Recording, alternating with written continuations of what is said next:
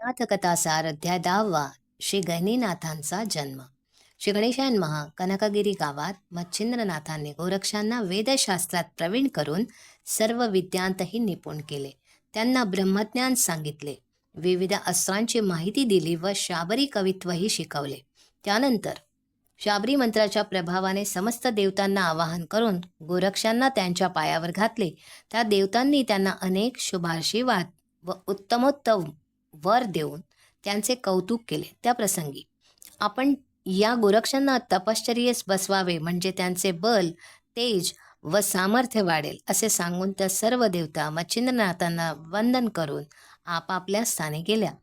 त्या मुक्कामी काही दिवसांनी नाथजी कोठेतरी बाहेर गेले असताना गोरक्ष संजीवनी मंत्राचा पाठ करत बसले होते.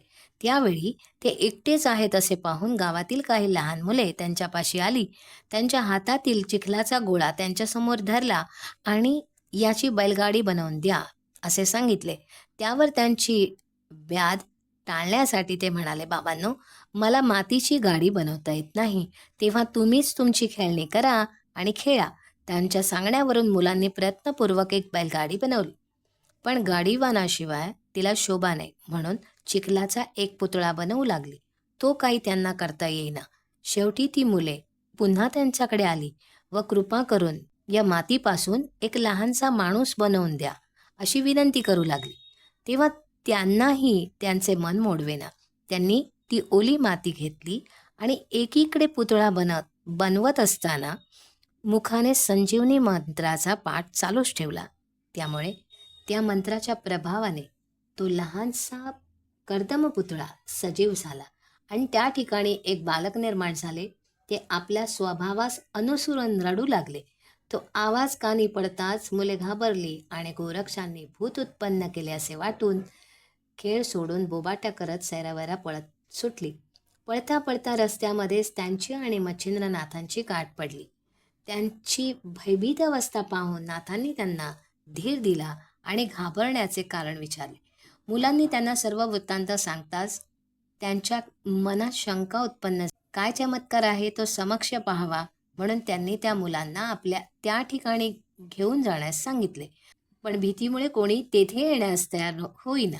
तेव्हा नाथांनी, तुम्ही जवळ येऊ नका, दुरूनच ते ठिकाण दाखवा असे म्हणून त्यांची समजूत काढली.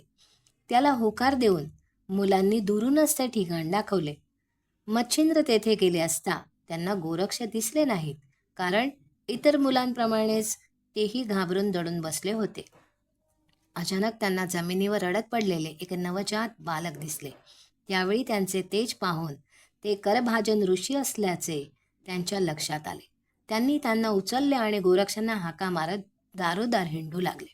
तेव्हा मच्छिंद्रनाथ भूताला घेऊन आलेले पाहून घरोघरची लहान मुले घाबरून गोंगाट घालून लपू लागली आणि तेव्हा लोक विचारू लागले, महाराज, तुम्ही आमच्या मुलांना कसली भीती दाखवली आहे आणि हे भूत कोणाचे? तेव्हा गोरक्षांना भेटल्याशिवाय मलाही काही सांगता येत नाही असे म्हणून ते पुढे जात राहिले. एके ठिकाणी मच्छिंद्रांची हाक ऐकून लपलेले गोरक्ष बाहेर आले, पण त्यांच्या हातात त्या बालकाला पाहून पुन्हा पळाले.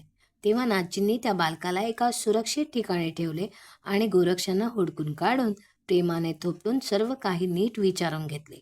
त्यांनी घडलेला प्रकार सांगताच ते म्हणाले, अहो, घाबरू नका. पुतळा बनवताना तुम्ही म्हणत असलेल्या संजीवनी मंत्रामुळे त्या पुतळ्यात प्राण आले आहेत, हे लक्षात घ्या. तुम्ही जसे गोवरातून जन्माला आलात तसे हे करभाजन पुतळ्यात प्रवेश करून प्रकट झाले आहेत. ते तुमच्या माझ्यासारखेच मनुष्य आहेत. आपण त्यांचे गहिनीनाथ असे नाव ठेवू. ते ऐकून गोरक्षांना बरे वाटले. मग ते दोघे त्या बालकापाशी आले आणि त्याला घेऊन मुक्कामी परतले. मच्छिंद्रांनी त्याला दूध पाजले आणि झाडांना वस्त्राची झोळी बांधून ती त्याला निजवले. ही वार्ता कळताच समस्त गावकरी चौकशी करण्याच्या उद्देशाने नाथांपाशी आले. त्यांनी त्या बालकाविषयी अधिक जाणून घेण्याची इच्छा प्रकट करताच त्यांनी सर्व काही सांगितले. ते वर्तमान ऐकून ते थक्कच झाले. नाथांच्या संजीवनी मंत्राचा जो प्रभाव आहे हे कळताच त्यांनी त्यांची प्रशंसा केली आणि त्यांच्या पायावर डोके ठेवून म्हणाले, या मुलाच्या बाबतीत आपण काय करायचे ठरवले आहे? त्यावर त्यांनी, मी याला घेऊनच पुढील तीर्थयात्रा करणार आहे असे सांगताच ते म्हणाले, महाराज, या बालकाचा सांभाळ करणे आपल्याला शक्य होणार नाही.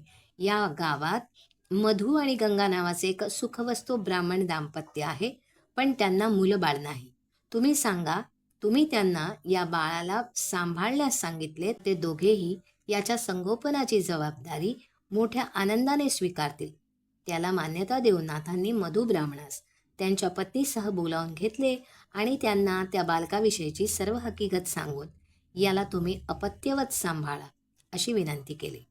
त्यावेळी गंगेच्या मनातील सर्व शंकांचे निराकरण करून नाचींनी या गहनींना लोक तुझाच पुत्र म्हणून ओळखतील, आम्ही यांची आशा ठेवत नाही असे वचन दिले आणि त्यांना तिच्या हवाली करून गोरक्षांसह हिमालयाकडे निघाले. त्यांना तपश्चर्येसाठी बद्रिकाश्रमात ठेवण्याचा त्यांचा विचार होता.